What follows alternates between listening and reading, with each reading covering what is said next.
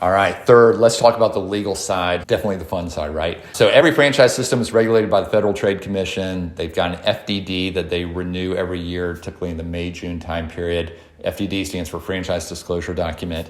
Now, if you've never seen one of these, just know it's intimidating. It's a big old document, reads very one-sided in the franchisor's favor if you're just reading through it. But I think it's really important to understand, while that's the letter of the law, there's also the spirit of the law. And I would encourage you to ask why as you read through those, and certainly you can ask why of the franchisor, but hopefully this will be helpful just to provide a little bit of context. So within an FDD, there are provisions in there to protect the franchisor. However, a lot of the provisions in there protect you from other franchisees. So let's say you're operating in the Dallas market and the Fort Worth franchisee decides he's not going to follow the system and he's going to run the brand off the rails. Well, that's probably going to impact your Dallas business, right? That could be detrimental to it. So you would want the franchisor to have the right to step in and, if they've been coaching that Fort Worth franchisee and they're just not willing to get on board with the program, you want that franchisor to be able to step in and start running the business. Let's say there's a national account and everyone's servicing that national account, but a Fort Worth franchisee is going to hurt the business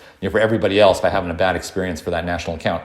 You would want the franchisor to come in and compete in that business, in that territory on your behalf. So understanding the why there. The franchisor is not in the business of stepping into a territory and running the business. That's why they're franchising. They'd rather you do it, the owner do it, and has skin in the game. So understanding kind of the why behind that. Another example would be franchisor comes in and takes over the business. Now, when is a franchisor going to do that? What's a good reason for it? It could be that, let's just say, a Phoenix franchisee, they've decided they don't want to run the business anymore for whatever reason. Well, their options are to go sell it, and the franchisor will support them in that. Or number two, if they don't want to try to sell it, they can just hand the keys back to the franchisor.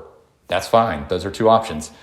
But the third option would be, what if they just sit on it and they don't run the business and they don't do anything and they're not willing to sell it, they're not willing to hand the keys back? The franchisor needs the right to be able to step in because no one's farming that territory that should be farmed. So again, understanding the spirit of the law versus the letter of the law really helps you as you read through the FDD.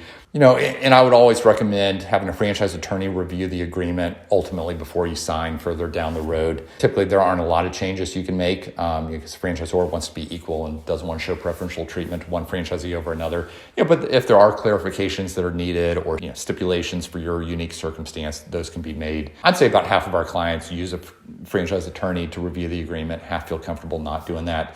I'm certainly happy to talk more about it too. And we've got great resources there on the attorney side that we can make introductions to as well if you like.